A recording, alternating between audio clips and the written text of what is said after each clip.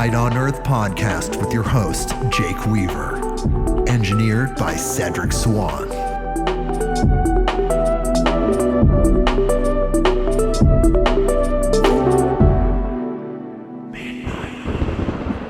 Hey everybody, we are back with another episode of Midnight on Earth. I'm your host, Jake Weaver, and we're here to bring you more knowledge, more light, and more love, because we absolutely love you. Guess what? This week is a lecture episode. Yes, an incredible lecture episode. You know I love doing these. Look, there might be a day in the future of Midnight on Earth where we may not have these lecture episodes. So let's cherish these moments, because these guests that have graduated to the next dimension, they still want to teach us. If they were here, they'd love to be on the show, and I would love to have them. So we're doing a lecture episode with Neville Goddard, the old school G. Honestly, he's like literally like an OG, but he's also a G. This guy is legit on every level. He has a lot to say. He's a great lecturer in that era when people were out lecturing, I guess. These people like Napoleon Hill, Manly P. Hall, Neville Goddard was out there, Earl Nightingale, I'm sure so many others, W. Clement Stone. So that's what we're doing today, people. That's what we're doing this week. This is what you're listening to. And with us, as usual, when we do these lecture episodes and Beyond the News, which I also love so much, and will never go away, Brynn Anderson of Vital Force Herbs is here. Hello, Brynn. Hello, Jake. You are here again. I'm here. You're welcome. What a great teacher Neville Goddard is. You know, I feel like he's like so old school. He influenced the people that are out there now. Wayne Dyer talks about how Neville Goddard was just like this huge influence for him. And he's got the vibes, you know, in that old school way. He's crushing. Absolutely. And you said something in your intro about he was out lecturing when everyone was out lecturing. And I was thinking about that while you were talking, how there were all these amazing lectures just happening in all these towns you could go listen to. And I know now, of course, we listen to podcasts and other sorts of media, but I think it was all live and in the flesh then. Yes, pre-internet, pre-digital era. You actually had the people out there teaching people face to face. Forget YouTube videos. I mean, I love YouTube videos, but you know, I'm saying pre-YouTube video, you had the people right there teaching you. It must have been absolutely amazing to have these people out there, these really bright lights teaching you in real time. People like Joseph Campbell even, and their legacy lives on through the people that they influenced that then entered the digital age. But before we go into that, let me just do this. You know I have to do this because I need you to help me spread the word about this show specifically. We love podcasts. I know you love this podcast. Follow me on Instagram if you have not done this already, at midnight_on_earth. That is the address. You can follow me there. Spotify, Apple Podcasts, Google Podcasts, wherever you go to get your podcasts, click that button that connects us. So you know exactly what's going on. You know instantly. You get that notification at the speed of light. When it's sent from where it's sent to where it gets to you, it's all instant. I get that notification. I know it works. It works. I mean, all of you get it. That sign up wherever you sign up. Of course, tell a friend, tell someone that you know that loves these type of podcasts. Family members, whatever. If you feel so inclined, hey, make flyers, put them around. I promise you, if I see pictures of you doing that, if you send me pictures, I will send you something very special. It's a surprise. I'm not going to tell you what it is, but there's the little side quest you can do if you're a Midnight on Earth fan. Just take some pictures of yourself, putting flyers around, telling people, because we need to get people this information. Wouldn't you agree, Brynn? Yes. Okay. See, I just initiated this challenge for you guys. Do this for me. Bring people here. midnightonearth.com. And since she is here, I do have to talk about our incredible sponsor, because not only does she sponsor us by being here and has always been a supportive guest co-host for Midnight on Earth, she also sponsors us in other ways with her company, Vital Force Herbs. If you go to vitalforceherbs.com, check out her website. She has specific herbal blends that she has crafted. She consistently blows me away with her herbal knowledge when we are talking about herbs and these plant spirits. All of that information, everything she learned has gone into the development of this line that she created, this line of herbal blends that really focus on specific wellness situations that you might find yourself in. Immune defense, deepest dreams, radiant heart, liver support. There's so many great ones. Grounded calm. I like that one. And her proprietary crystal infusion process. Actually, I believe that crystal infusion activates something within the blend. It's just something a little extra that just amplifies that plant spirit, creates a circuit, a conduit. I'm not sure what's going on there exactly, but I know something's happening. We have a discount code, 30% off any order, free shipping. It's actually unbelievable. Literally as little of an order as one bottle. If you just want to try this, you can do that. It's the highest quality organic herbal blends I've ever seen because it's so localized. It's just so powerful. The discount code is MIDNIGHT, MIDNIGHT. You put that in the discount code box at checkout. Again, 30% off, free shipping, vitalforceherbs.com. And remember, think about this. You love this show. You love me as much as I love you. Honestly, if you're resonating with me and Brynn and you're hearing this information and we're interfacing in a quantum sense, just know that I love you. And when you're supporting Brynn, you are supporting this podcast. So just think about that. You're supporting us. So I really appreciate that. Brynn appreciates that. And guess what? You get the highest quality herbal blends out there for an unbelievable price because you love us so much. We love you. It's reciprocal. So vitalforceherbs.com. Thank you, Brynn, for being such a fantastic sponsor in so many ways. You are so welcome, Jake, and everyone. And now we are going to read Neville Goddard's bio as if he is here with us, because he is here with us again in that quantum sense. So here we go. Neville Goddard was a profound spiritual teacher and author known for his powerful insights into the creative power of human imagination. Though often grouped with metaphysical or New Thought thinkers, Neville distanced himself from formal labels or movements. He believed his purpose was to uncover and revive the psychological truths hidden within the Bible, bringing to light the ancient wisdom it carried about consciousness, imagination, and the divine nature of humanity. Born in Barbados and trained in drama after moving to the U.S. at 17, Neville eventually left the entertainment world to fully dedicate himself to spiritual teaching. Settling in Los Angeles, he gave lectures that drew packed audiences throughout the mid-20th century. His core message centered on what he called the law, the idea that imagination creates reality. Through vivid personal stories and examples from his students, Neville taught that by using imaginal power with love and intention, anyone could shape their life and reality. He continued sharing these teachings until his passing, or as we say here, graduation, in 1972, leaving behind a body of work that still resonates deeply with seekers today. Wow.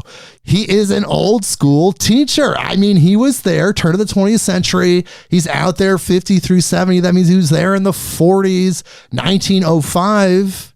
He's 35 in 1940. So he was out there and he learned a lot. And of course, when it comes to religion, we love everyone. We embrace everyone. We love you like being human family. Neville puts this through a Christian filter. And he's looking at these mysteries of the Bible, which are very valid and authentic. He's talking about universal truths. And of course, there are universal truths found in the Bible. It's very present. It's right there, actually, if you read any of it. If you have a comparative mind at all, you notice these things. So, Brynn, what do you think? Neville Goddard, huh? This is going to be mind-blowing. I have a feeling this is going to be really, really good. Yes, I always enjoy listening to these early speakers, turn of the century. It seems like, of course, there are a lot of people who were out at that time, but I just love listening to what they have to say through the lens of their time period, because you can hear the universal truths come through. It doesn't matter, what's going on with society or technology or anything at that time. There are so many things that are still so incredibly relevant. Exactly. And even the inflections in his voice, the way he enunciates things and the words that he even chooses are, of course, of the era that he's in. But again, like Brynn's saying, those universal truths, they just shine through. And this is what Neville Goddard's strengths are, I believe, or at least one of them, is that he's able to disseminate those things from all of these spiritual teachings. But again, filtering it through this Christian filter. Right, which you could see as archetypal as well, because you could put it through a different religious filter and probably find similar archetypes. Of course. And Rhonda Byrne, the creator of The Secret, was deeply influenced by Neville Goddard and so many people, I'm sure. I mean, he's still out there teaching people ethereally, just like he's teaching us. And remember, if you've listened to a lecture episode before, you know this, but if you haven't, we listened to this lecture with you. We are taking notes. And then after the lecture, we return, we reconvene with you, and we go over our notes. We talk about what we've learned.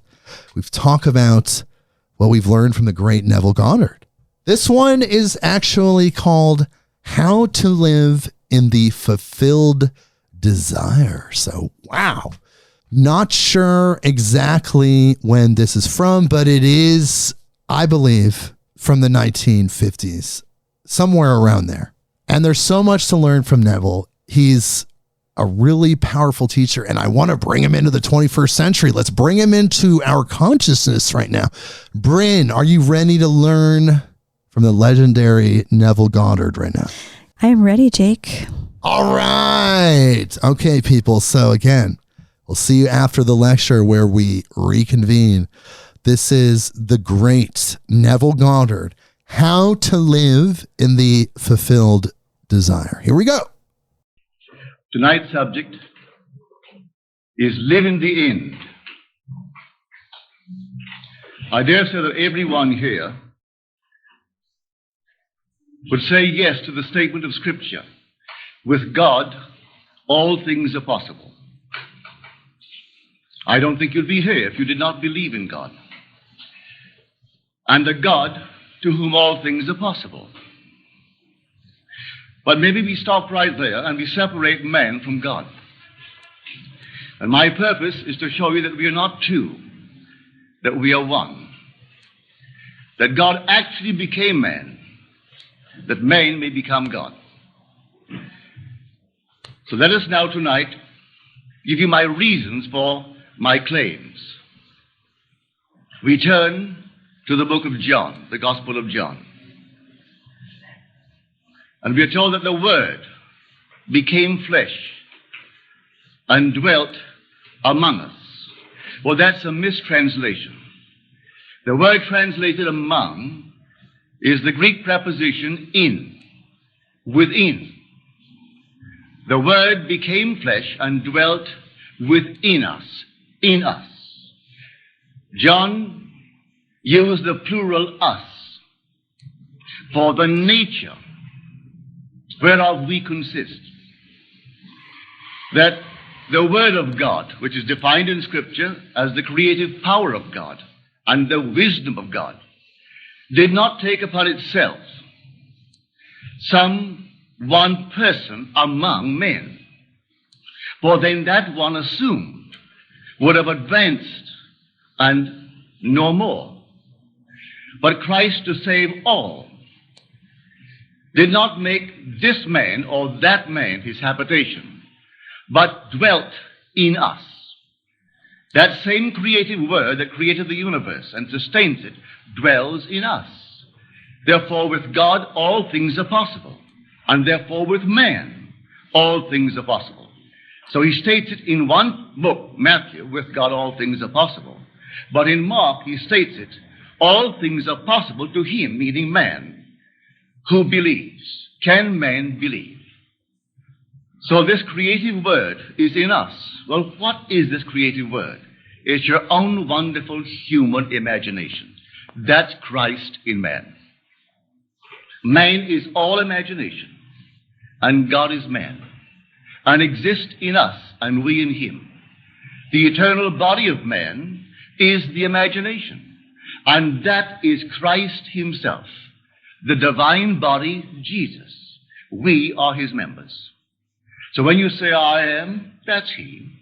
Now, can you believe that you are now the man that you would like to be, though at the moment of your assumption, reason denies it, and your senses deny it? Only just started. That's your life. Can you really conceive a scene which, if true, would imply the fulfillment of your dream? Just imagine it. Certainly you can imagine it. But the problem is, will you believe it? Will you believe in the reality of the thing imagined?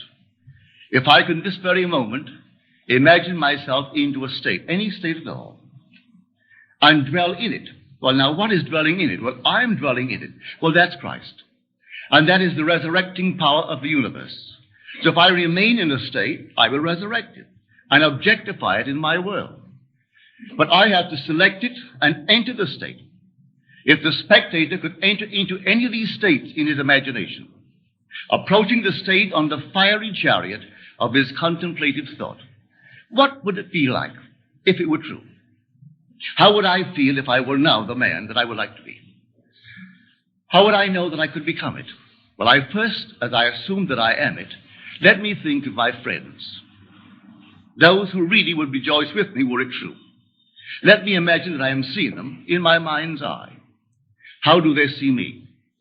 If what I am assuming is true, they should see me as I am seeing myself. And if they are friends, they should rejoice with me. So let me now assume that I am seeing, reflected on the face of a friend, that which, if I saw it, would imply he sees in me that which I have assumed that I am. Will that work? Try it. I tell you from my own personal experience, it works. As we are told in Corinthians, do you not realize that Jesus Christ is in you? Unless, of course, you fail to meet the test. Now we are challenged. He said, come test yourself and see.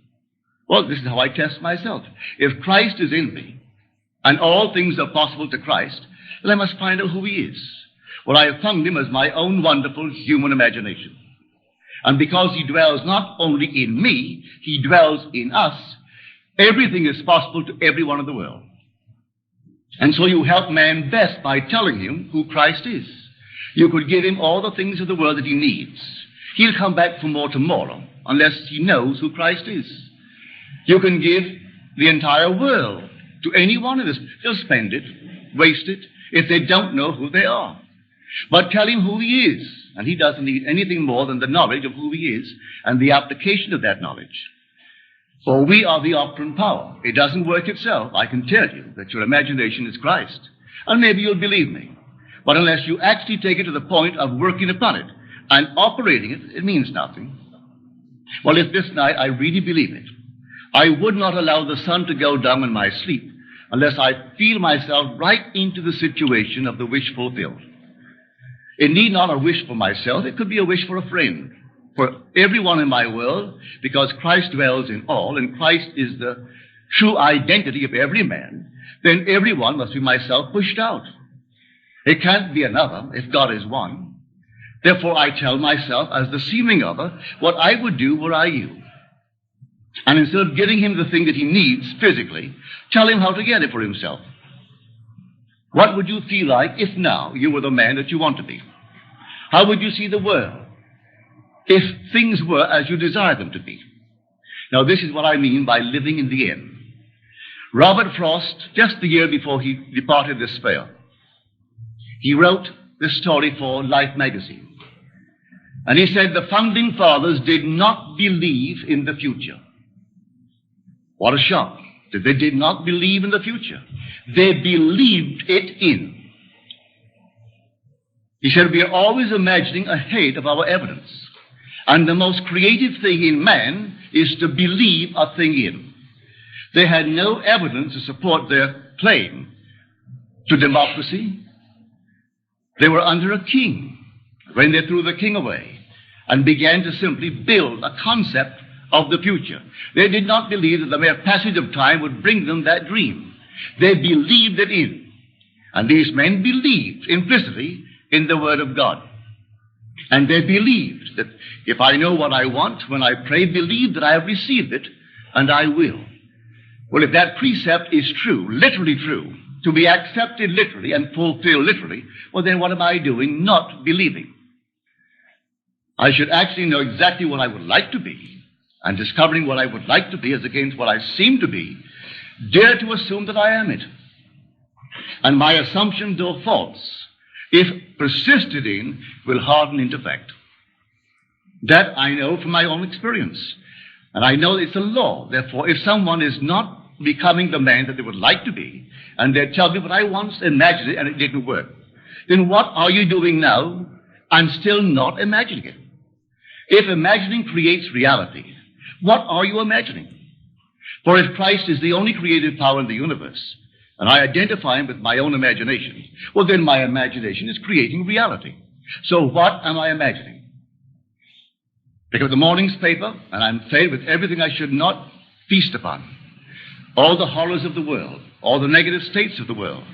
After having read it for an hour, then I must either regurgitate or in some strange way rub it out, because I can't go along through life feeding upon such nonsense. But if I really know what I want, what you want, what we want, and persuade myself that we have it, if my premise is sound, that imagining creates reality, I should, in the not distant future, hear you tell me that it's worked for you, and the other one tells me, and I in turn tell you, and go through life sharing this marvelous news with others. So I say, live as though it were true. Just as though it were true. That passage of Shakespeare, we have been taught from the primal state that he which is was wished until he were. Here we find it in Caesar. He which is was wished until he were. He wasn't born Caesar, the king. But here was an ambition fulfilled because he was wished into it. He desired it, lived in the state, and everything reshuffled itself to conform to that state to which he was faithful. I see it in my immediate circle. Those who you would not think for one moment would ever become prominent, but they desired to be prominent. Those who desired to be successful, as they conceive success. No two see success in the same manner. Some see it through the eyes of wealth, others through rising in some profession, others in some other manner. But whatever they conceive it to be, they can realize it. If night after night they sleep in the assumption that they are now what they would like to be. And so we go back that if the Word is truly the Word that creates the system in which we live. In the beginning was the Word, and the Word was with God, and the Word was God. By him all things were made, and without him was not anything made that was made. No, not even the so-called unlovely things. For if all things were made, he has to be responsible for the unlovely things as well. So we are told in Scripture, I kill and I make alive. I wound and I heal. I create the blessing, I create the curses. But now I must choose life. Choose the lovely things, but don't say there's another creator. For if there's another creator, then we are in conflict. So my own imagination can conjure unlovely things if I dwell upon them, or the lovely things. But there can't be two gods. There can't be two creators. And if I can find that creator and identify him with my own wonderful human imagination, then I can't pass the buck. I can't turn to anything and blame it for the things happening in my life. But I know that many of us are not discriminating, and when we see our own harvest, we don't recognize it. We can't conceive that we, in some strange manner, permitted these things to be entertained by us. But we did. It could not have come to pass in any other way. So if I believe it and accept it, well, then I will live by it. And then when I know what I want for anyone, and this goes for everything in this world, whether now, this very moment, you desire happiness in marriage.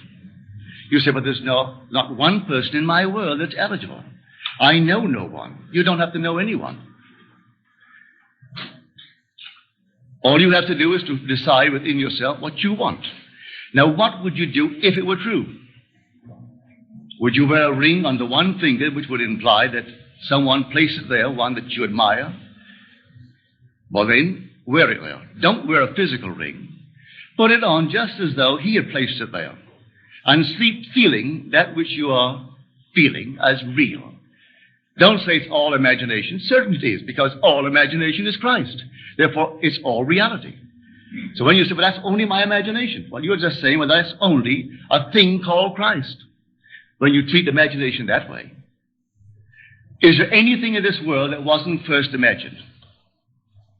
Name one thing or point out one thing in this world for me that is now considered to be real, that wasn't first only imagined.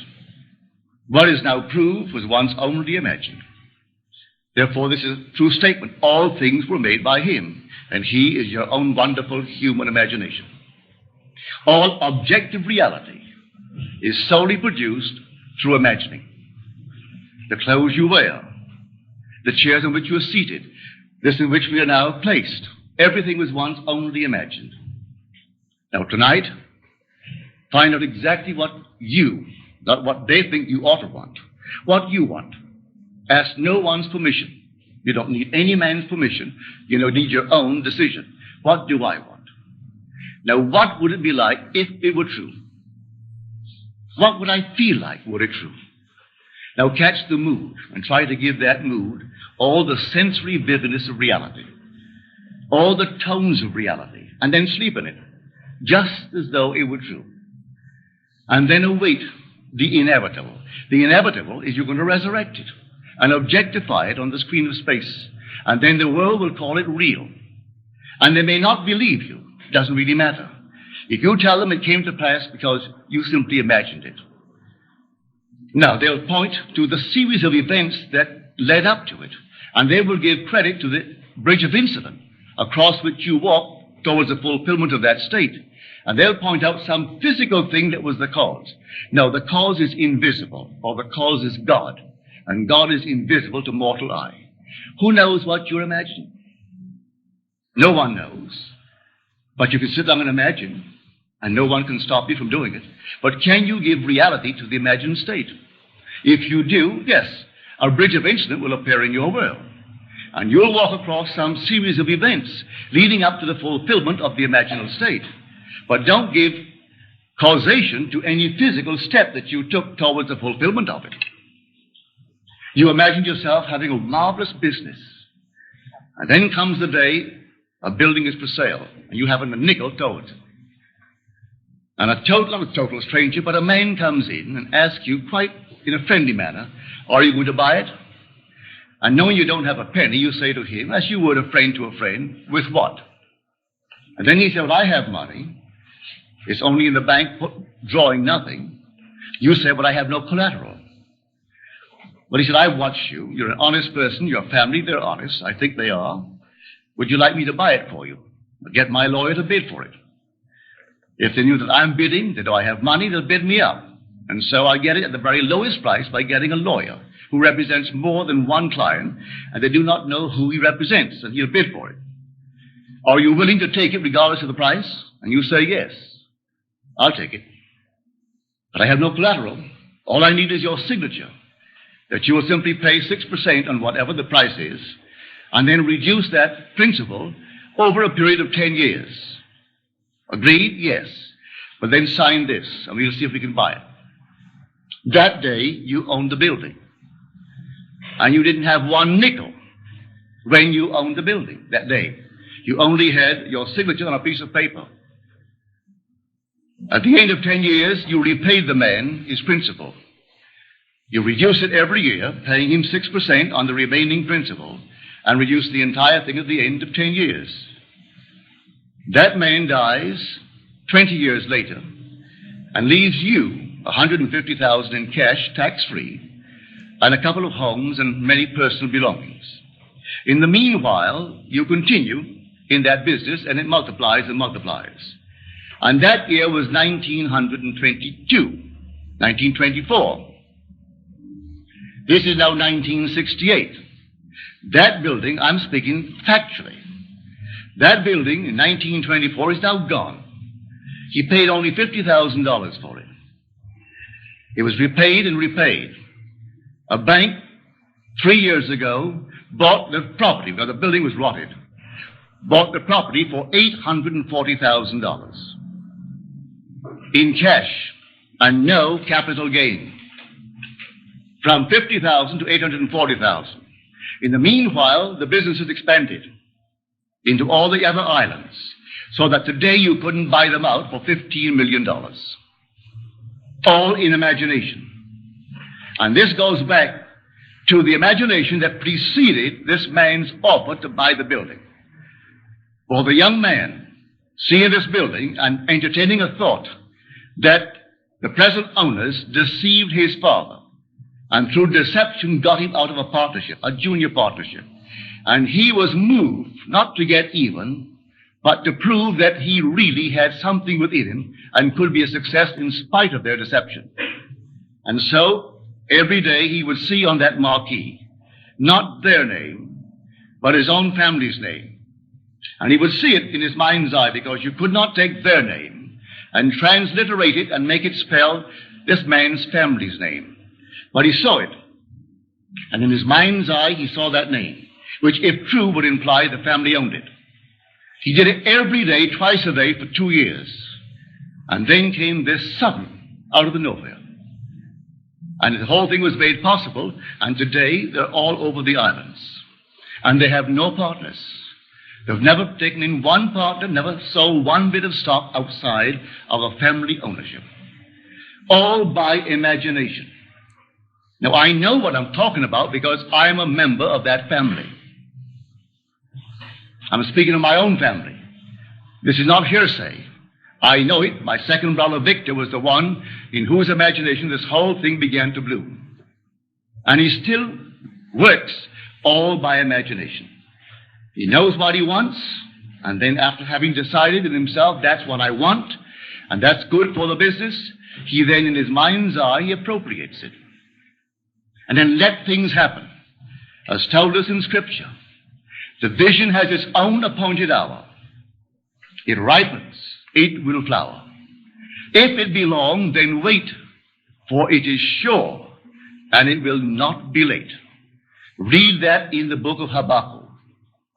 Here is the true translation of that passage in Habakkuk. So when you know what you want, remain faithful to that assumption. And the assumption, though at the moment, is denied by your senses and denied by reason, if you persist in it, it will harden into fact. Are we not told that God calls a thing that is not seen as though it were seen, and then the unseen becomes seen? He calls everything from the unseen into the seen in this simple manner, for he is the resurrecting power. So if I assume that I am, I don't have to have evidence to support it. I assume that I am. I am what? Well, I name it. And having given it a name, given it form, given it definition, remaining in it, I resurrect it. And if it takes 1,000 men to aid the birth of that state, 1,000 men will play their parts. And I don't have to go out and look for them, any more than my brother had to go out and look for this man. He would not have known where to start looking for one the day of the sale. As far as he is concerned, he had done it in his mind's eye, and he allowed everything to happen. And he comes right in like a joke. He really thought it was a joke. And he said to this man, "Are you fooling me?" He said, "No." He said, "Well, then wait. Let me call my father. He's at lunch." He called him on the wire. He said, "Daddy, come on up. Leave everything and come." And then he said, "Now you tell my father what you told me." My father's name is Joseph. And my father said, "You really mean it?" He said, "Yes, Joe, I mean it. I'll have him bid today. You put your signature here, and your son Victor put his signature. That's all I need." And that was a lifetime friendship. So when that man died, he didn't owe my brother Victor anything. He so loved the friendship and the feeling of, decency that he had with my brother Victor. He gave him $150,000 in cash. And that was tax-free. And the homes, everything was tax-free. And that building, which he bought for $50,000, was sold 3 years ago to the Bank of Nova Scotia. They tore it down and built a lovely structure, but they paid our family $840,000 for that building. So here was a gain, and there was no capital tax gain. None. That whole thing was simply free. So I know what I'm talking about. All I need from you is the acceptance of it. Will you believe it? Will you believe that with God all things are possible? Will you believe that all things are possible to men? Well, you can prove it in the not distant future. But you are the operant power. It will not work itself. If you dare to assume this very night that you have a better job than you now hold, or that you have a larger income, you may be fired tomorrow. Don't be concerned. On reflection, you'll see it was necessary to move you towards the fulfillment of your assumption. You could be fired. And I wouldn't bat an eye if you told me tomorrow, "Well, I did what you told me. You know what happened? I was fired." I've seen that. It takes someone to fire you to get you into a better job. I've seen that time and again. I wouldn't go out and quit the job. You may be promoted in the job, or you may be invited by some other concern that is competitive to join them. I do not know how it happens. I only know if you remain faithful to the assumption, it's going to happen. And you're going to be promoted towards the fulfillment of the state that you have dared to assume that is yours. I could tell you unnumbered stories along this nature. So here I say, dwell in the end. The end is where we begin. For if I've seen my name on the marquee, that's the end. I don't wait for the incident to take place in my world to move from one to the other, leading up to that. I dwell in the end. If I go to the very end, what would it be like were it true? A health case, not how it's going to become better, but you go to the end, and you say to someone who isn't well, and in your mind's eye you say to them, "You know, I've never seen you look better."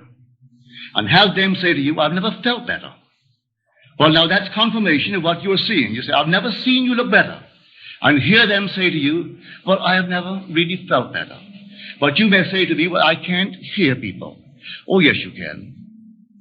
You can hear anything you want to hear. You don't have to hear it audibly. Listen this very moment. You may not be able to whistle a tune. Maybe you can't carry a tune in any manner whatsoever. You can't play an instrument. You can whistle, you can sing. Well, can you now imagine that you are hearing the battle hymn of the Republic? Listen, can't you hear it? Can't you augment it? 1,000 voices, 10,000 voices? Did you hear it at the funeral of Senator Kennedy? Did you see it on TV? Wasn't that moving? When the organ began to peal, and suddenly that lovely soft voice singing it, and the whole thing became, the whole vast TV world was filled with it. I doubt there were very many dry eyes when he got through singing the battle hymn of the Republic. Well, I can sing, I can whistle the tune, but I can just right now stand here and listen and hear the entire thing swell. If I try to duplicate it with my voice, I couldn't do it, but I can hear his voice as he sang it. You can hear anyone's voice. You can hear the speaker's voice. Tonight, alone, you can hear my voice. And you can put upon my voice what you want to hear. And unknown to you, I will find myself telling you. Something will happen to confirm what you're hearing. So you can do this for good or ill. I advise you, do it for good. But the choice is yours. You can hurt and you can bless, but don't hurt. Use your imagination always lovingly on behalf of others.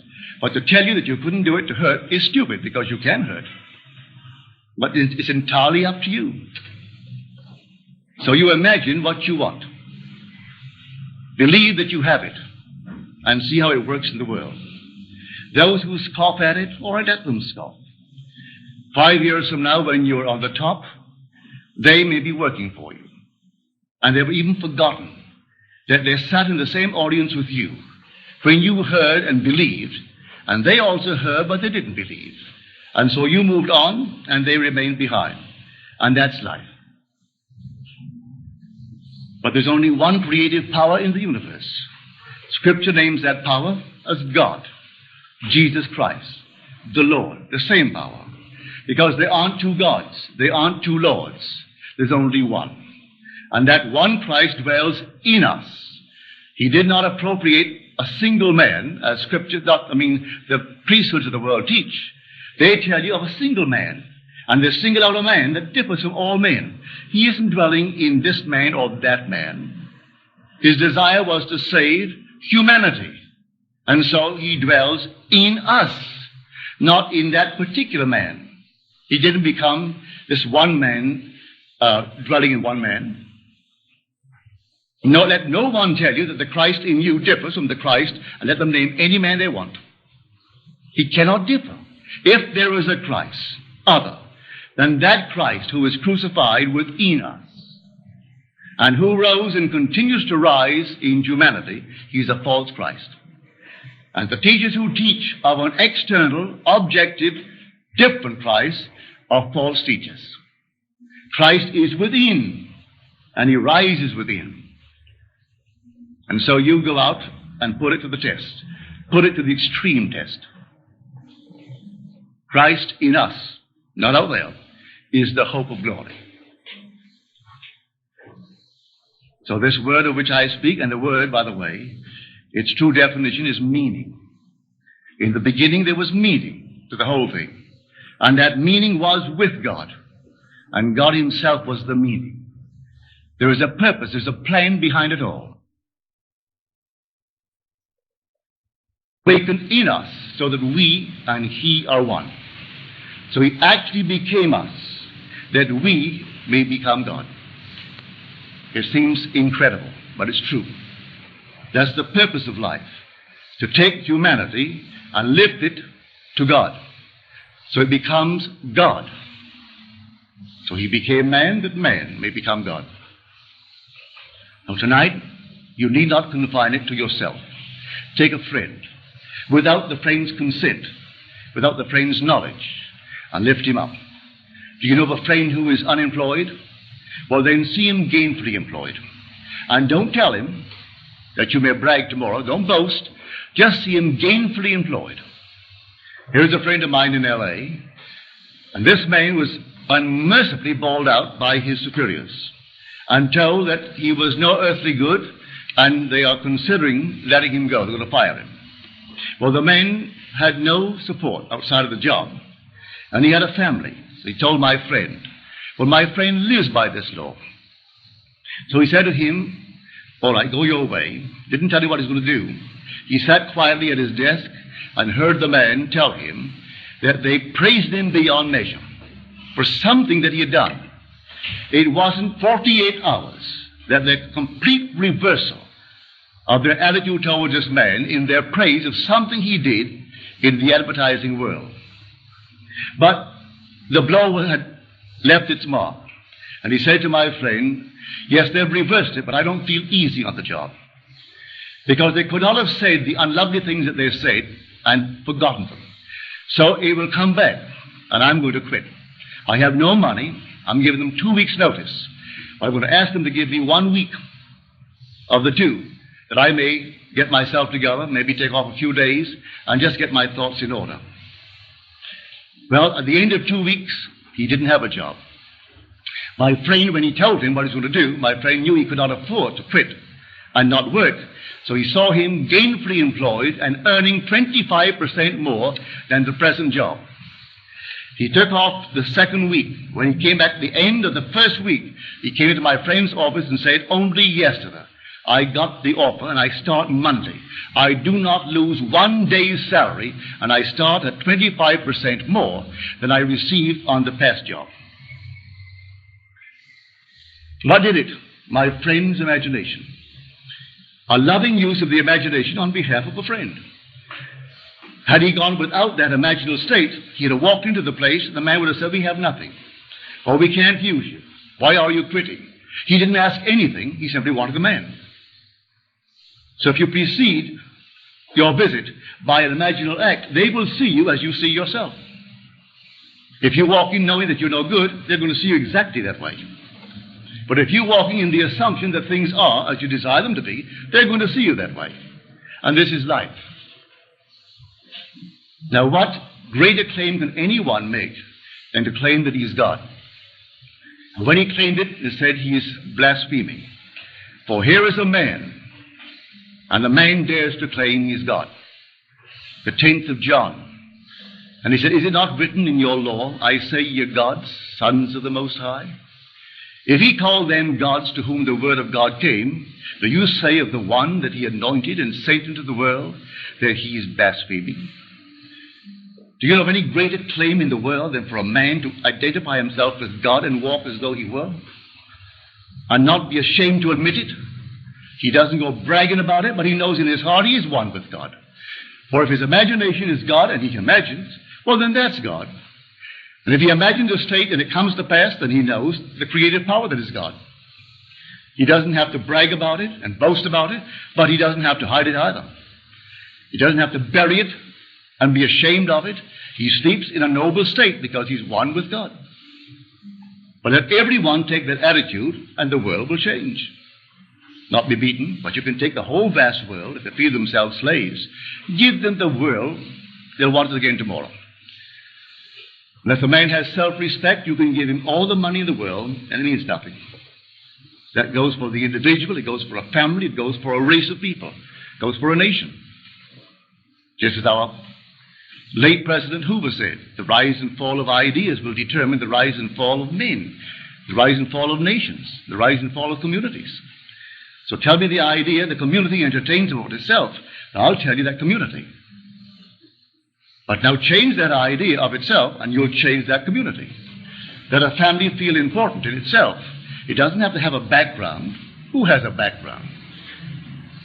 So you go back far enough, and almost everyone who now claims importance would be ashamed of that background. So don't go back, start just where you are. And don't pay anyone to look up your family tree because you're going to pay them to forget it. Just all of a sudden start right now and assume the dignity that is God. That's what your real background is, God. And so assume it. And then walk in that assumption, and if you have children, I hope you do, well then, instill that into the child. Instill it into all within the environment, and have them feel important. I have no background judged by human standards, either intellectual, financial, or these things. We made it. But Mother instilled in us, when we did something of which she was ashamed, she would say to us, "Have you forgotten that you are a Goddard?" Well, we didn't know. That must have been very important. Because Mother said, "Have you forgotten that you're a Goddard?" Well, I never heard that we ever had any background.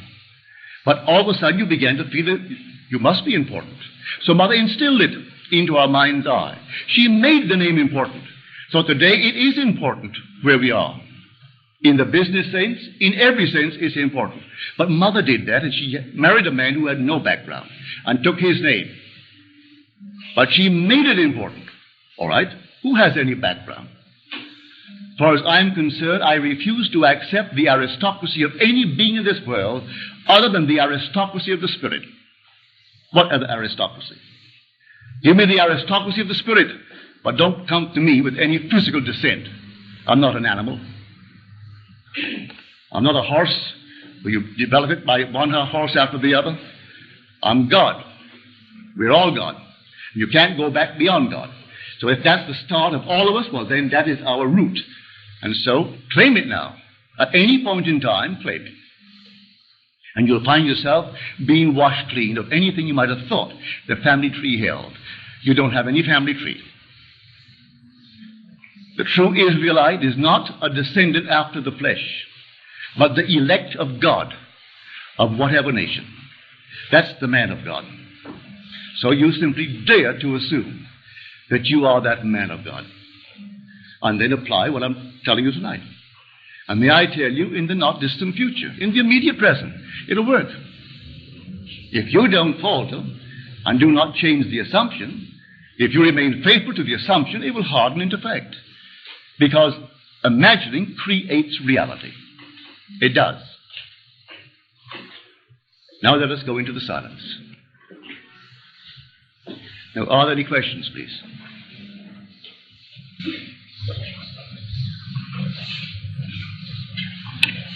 Last night you said you didn't believe in reincarnation.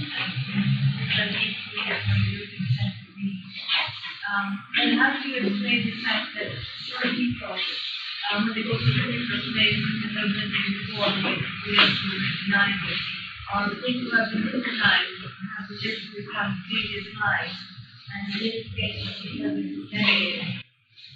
My dear, there's a man in this state today by the name of Krishnamurti. He was a member of the Theosophical Society when Annie Besant and Alcott and that entire crowd ran it. That book is still in print. They brought out a book without his consent. They tried to make him a Christ, the reincarnation of Jesus Christ. He didn't deny it. He didn't go against it. He allowed it. And that book came out, and they are literally hundreds of full-page pictures of his so-called reincarnations of the past. One, the male, female, Chinese, Indian, Oriental, Caucasian, all these. I don't think they included the Negro. They hadn't quite integrated in this setup. And here he went all the way back, but not into the Negro. He was something different. Then when he got big enough and courageous enough to deny it, he denied it. But they printed those books, and they're still in the library, and they're still in the homes of individuals. And now he will go from the world as they have departed this world, and those who will come tomorrow will not know it was refuted and go along and believe it. I tell you, my dear, stick to the Bible. All these are simply theories, man-made theories for one purpose, to make a buck. It's cruel to say that, but I cannot let it go by. 99% of them are in it only for $1. Seems cruel, but I'm telling you what I know. I've gone through these many isms. Has nothing to do with spirituality. You are individualized, and you tend forever towards greater and greater individualization. You will never lose your identity. You will awaken one day and you are the Lord Jesus Christ himself, without loss of identity. That's the great mystery. I will know you. And when you awaken and you're born from above, and you behold the fatherhood of God, and you being the Father, I will know you. You will not lose your identity, and yet I will know you to be God. I will know you to be Jesus, and I'll know you as you are now. And it will not seem strange to you that you are Jesus. You will not bow your head in shame, and yet you will not lose your identity. Yes, ma'am. What about women? And I have seen when they're seeing compassion of the mother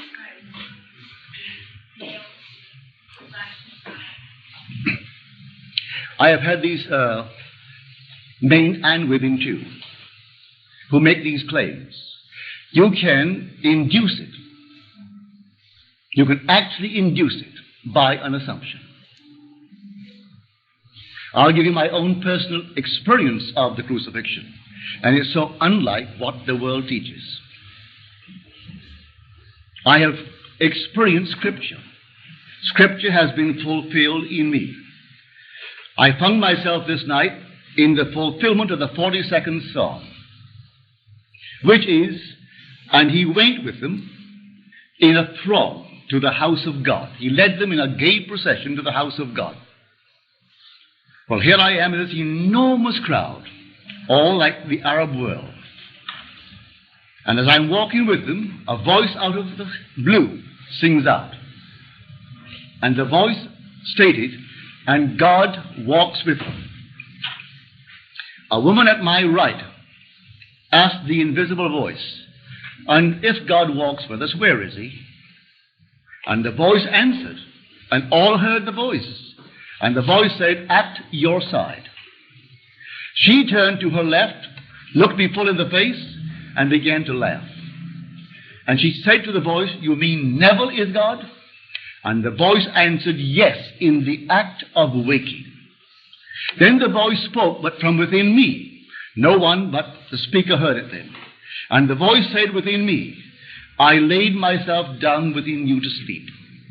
And as I slept, I dreamed the dream. I dreamed, and I knew exactly what the end of that sentence would be. He is dreaming that he's I.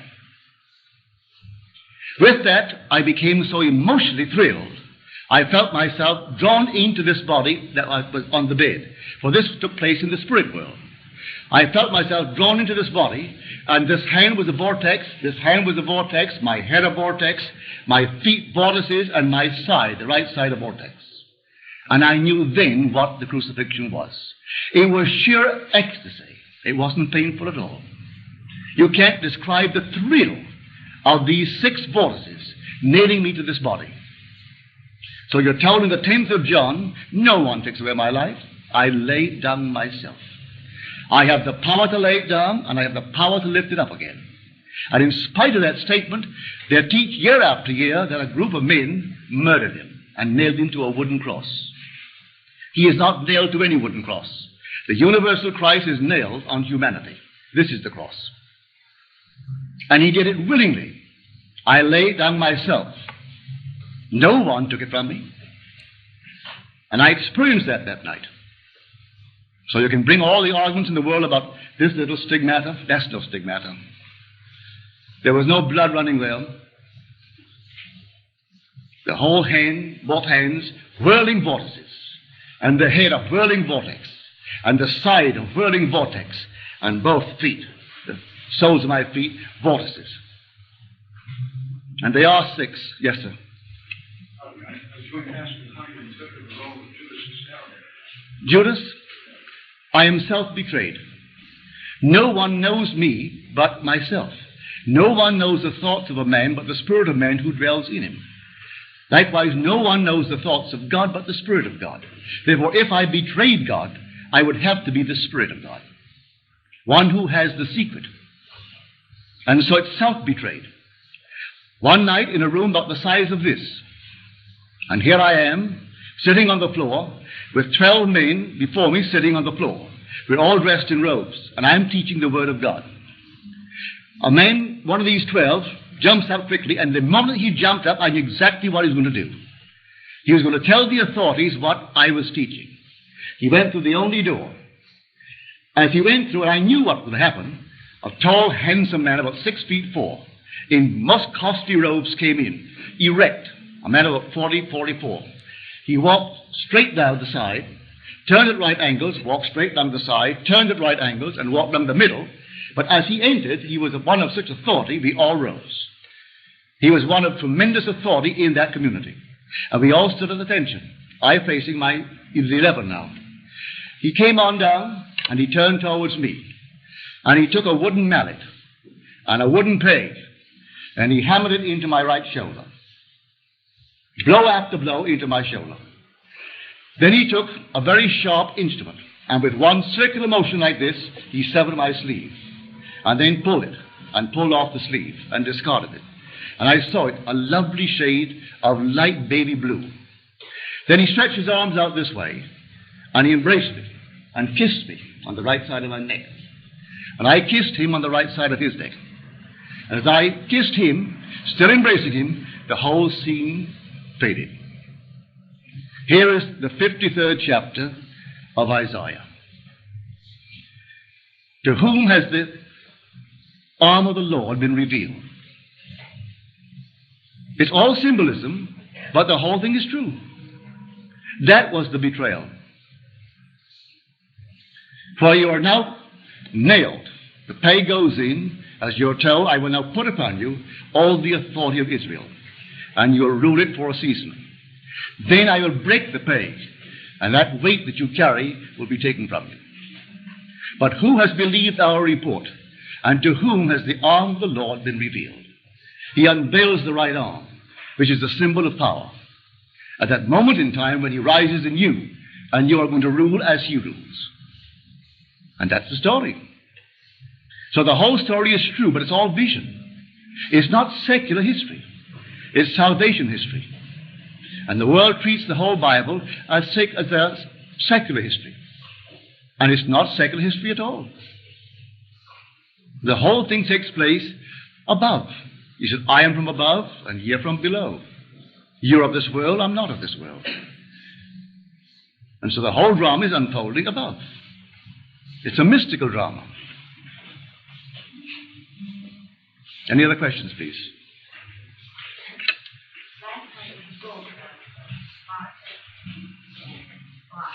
Yeah. Mm-hmm. Mm-hmm. Yeah.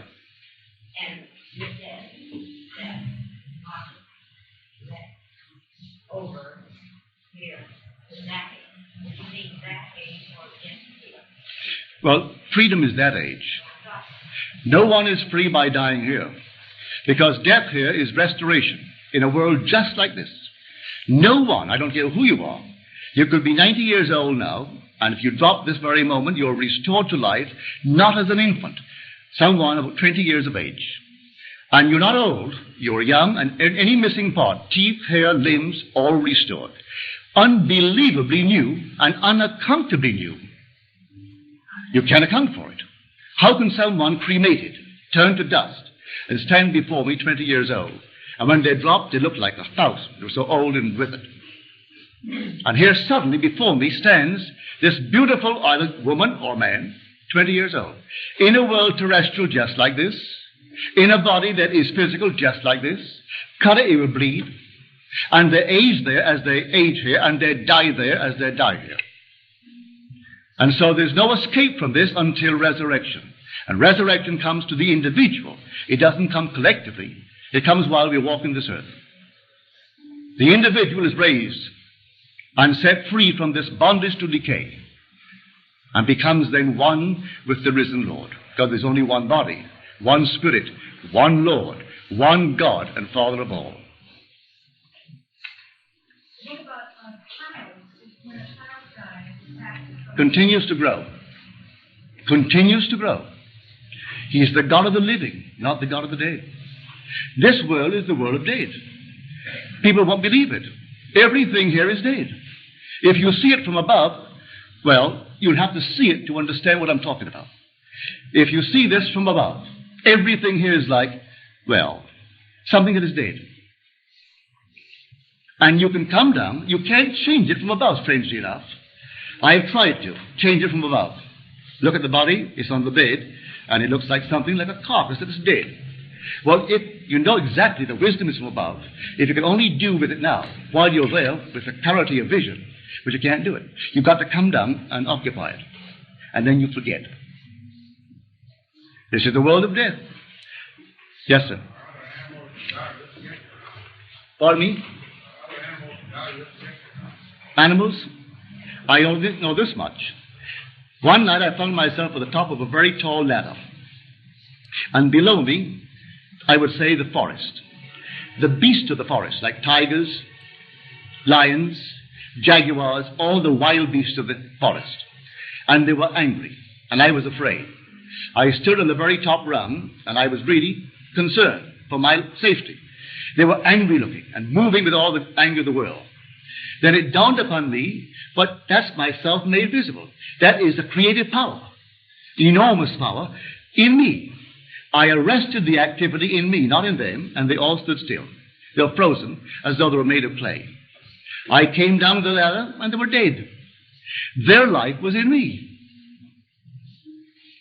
I came upon a scene, a simple little scene. And the scene was just like a Sunday afternoon dinner. And they were dining. And the minute I saw them dining, I knew that if I could arrest the activity which I was feeling within me, that these people would go still.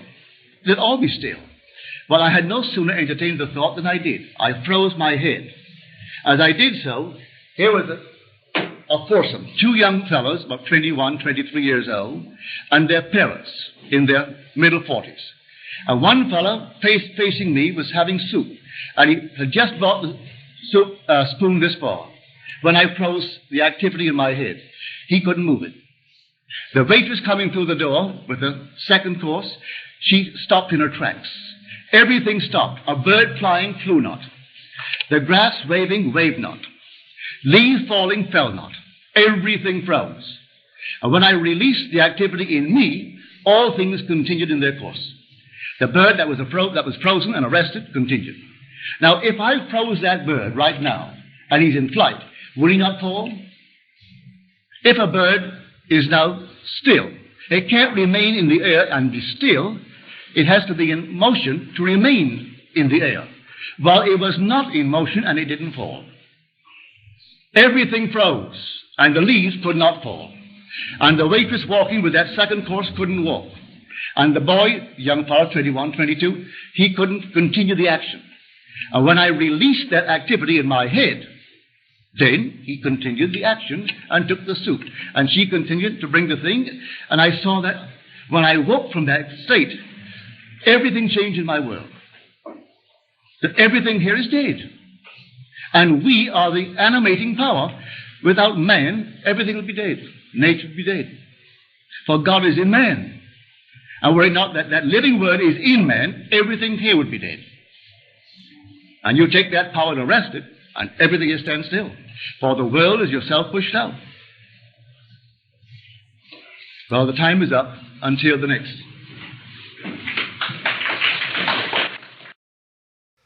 Okay, and we are back. What an incredible lecture. That was peak Neville Goddard. Look, I had the year wrong. I thought 50s. He said 1968. So there we were together traveling through the time stream to 1968 to listen to that. And wow, it was incredible. That is how you do it. What he talked about, the things that he broke down, all the various things that he mentioned.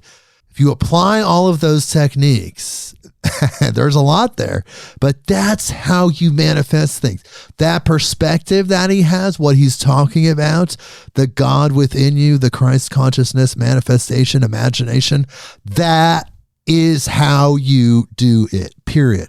This is how you make it happen. Brynn, what did you think? Pretty amazing, right? Yeah, it was awesome. I'd love to walk by a cafe where he and James Allen and Wallace D. Wattles and a bunch of those other guys that we've listened to, like all sitting there having coffee, rapping all this. Because they all say similar but different but similar things in their own cool way. Well, here's the thing. You can do that in your imagination. Absolutely, I can. And here's the thing. This is what people like Napoleon Hill used to do. He had a council of people that he visualized having meetings with, people like Abraham Lincoln, Thomas Edison. He had all these people in his visualization group, his mastermind group, actually. And Neville Goddard is talking about the same thing. You can do anything with your imagination. In fact, what he's saying is imagination is God. It's an aspect of the God force. You can't really separate it, so you just have to say that it is that. It's an expression of that, this ability to create in your mind really anything. And then with training and a little focus, you can make it real in the third dimension. So there's something going on there. He's talking about this power that we have as humans to create in the visualization realm, in the imagination realm, and then impress that onto your subconscious mind, impress that on the hologram of reality, and then it becomes real. It's incredible that he was talking about these things back then in his beautiful musical voice that he has. Brynn, of course, has notes. I have a lot of notes myself. Brynn, say something, please. I'm talking too much. No, you're not. No, I actually really love that idea of imagination as God. Not just an idea. I mean, I believe that it is, but just the way that he describes it as that. There's something magical about it. And it also makes me think about how in our society, imagination is for children, and imagination is something that you're supposed to let go of so that you can learn all these quote unquote more important things. And then we come back to being reminded that your imagination is the most important, crucial thing of all that should never be lost or let go of for even a second. Right, because as he was saying, imagination creates reality. All of the things in our material world sprung forth from imagination and inspiration. There was inspiration to have the visualization, and then you're in the imaginal realm creating these things, and then again, you impress that energy, focus, drive, determination, and then imagination creates reality. It's an incredible power. And once you really learn about it, you learn the universal laws, you focus on it, and you develop it, you can manifest some really powerful things. And you're doing it in the frequency of service, in that vibration of service. So it's rooted in love. You're a conduit for this divine expression through imagination. And this is what Neville's talking about. Right. When he says we are the operant power of God, it's God working through you and your imagination, which he does point out that there still is the choice of whether to use it for service and good or not. Exactly. And advises you to choose the service path. Choose the light, the love, choose the high frequency experience. What he's talking about is almost magical techniques. Some people in times past would consider these things probably secret teachings, or how he has kind of distilled them maybe are different versions of something far more deeper that you can unpack, but still very magical. So use that magic, use that mental magic, use that incredible power that you have for love, for light, to do the things that we can to move humanity forward, to move our relationship with all of us and everything in a forward moving way. I wrote down the quote, "Everyone must be myself pushed out." That's kind of fun to think about, huh? Yes, because we're all interconnected. We all are that one thing. We all are that emanation. And that is what he's talking about when he's saying, hey, yes, you have this physical ancestry as a human, perhaps, but honestly, in the divine sense, it's kind of an illusion. You don't have a family tree, he's saying, just God. I can kind of resonate with that perspective, of course.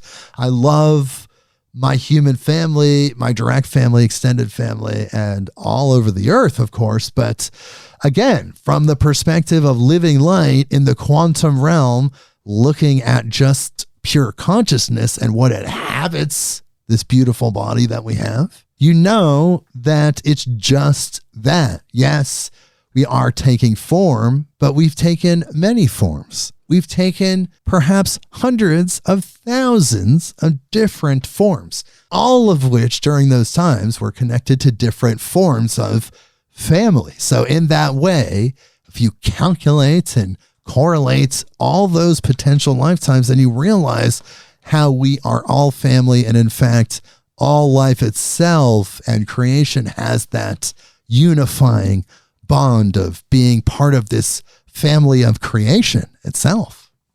Absolutely. And I think he also points it out in order to not let it hold you back. He's saying, like, start right now. Forget your family tree. Forget anything from the past. Like, just go now, realizing the potential that there is within you. Exactly. Being in the now. And really, he's talking about holding that frequency when you're manifesting. Holding that frequency. What does it mean to hold a frequency? Think about a key in music, like the key of G, the key of C, things like that. It's a frequency. And then there's a scale, if you know music, within that key. You're singing, you're holding a note. Hold that note. That note is the frequency. It's internal. Sing. Constantly sing with your consciousness on that higher frequency, the frequency that you want to hold, the frequency that you desire to be on. Sing that out, whatever that means. Express that in that way. And you have to hold it in your mind, and you hold it. And then it becomes permanent as you align with it, exhibit the behaviors related to it and things like that, start to learn other things related to it. Then it becomes you.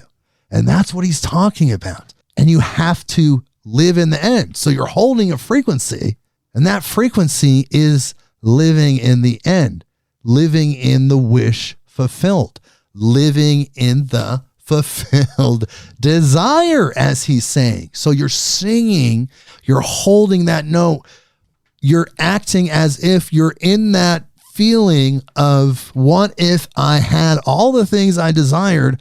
How would I act? How would I feel? What would my vibration be? What would my energy be expressing itself and pushing itself out as? And that's that note. That's the frequency.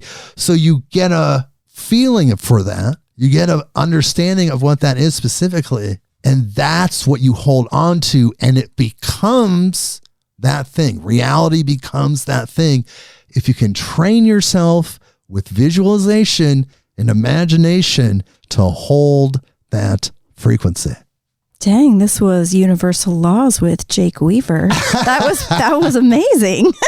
Thank you. I mean, we're learning from Neville. Look, Neville's influencing us. It's the spirit of Neville Goddard here with us, just kind of riffing through us as we're listening to him. You know, it's quantum. Like we're saying, it's quantum. We're all connecting wherever Neville is now. He's over there, but we're all here. And that's why it's so important to be aware of what you are letting in your consciousness. I know people want to be up to date on current events and all of that. However, so much of that is toxic. And yes, you can reject things consciously, push them away, not giving them access to your subconscious mind, but that doesn't happen all the time. You get distracted, other things happen.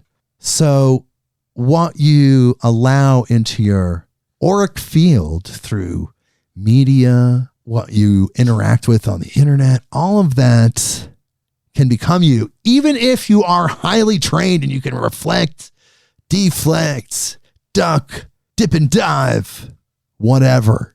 Rope-a-dope. Maybe not rope-a-dope, but you know what I mean. If you feel like you're trained still, sometimes we have to look at what we're interfacing with it. Make sure it's the best for us all the time. Brynn, what else do you have? You have so many notes. Brynn, what else I'm is going noticing on some there? of our notes are similar. I really liked the part where he talked about the bridge of incidents. The bridge of incident in which you walk. Don't give any causation to it, any physical act, but to the imagination in which it begun. And also reminding us that if you have this imagination when you are dwelling in the end, to have faith in that and not be concerned if something happens that you don't think is in alignment. Like when he talked about the guy getting fired and he's like, well, you have to get fired in order to do the thing you were imagining doing. Or, you know, there's a million examples. But the bridge of incident, which you will set up when you set up this imagination. I don't know. I liked that visualization of the bridge of incident. Yes, all of the illusions of what we perceive as what should be doesn't actually matter, because what you're doing is visualizing what is happening, the mechanics of it, how it's going to happen. It might not match the way the general consensus reality might tell you the way things work. It's going to be a form of mechanics that are multidimensional. So it just happens. Just set the intention, do the work. Goal is service, and everything is possible. Right, Neville? And really what he talked about, again, was through this like Christian filter, but it was more like a Christian mystic filter. He was really talking about the Christ consciousness, the Christ within, the light that dwells within us, living as that all the time, bypassing the illusion, looking at the reality that we live in from the God's eye view. What does that look like? What if you were there? What's that perception? I often do exercises just by myself. They're called sit-ups. No, I'm just kidding. I do exercises where I try to visualize what Earth looks like if you were made out of light. If you were an extraterrestrial, how would you perceive this planet?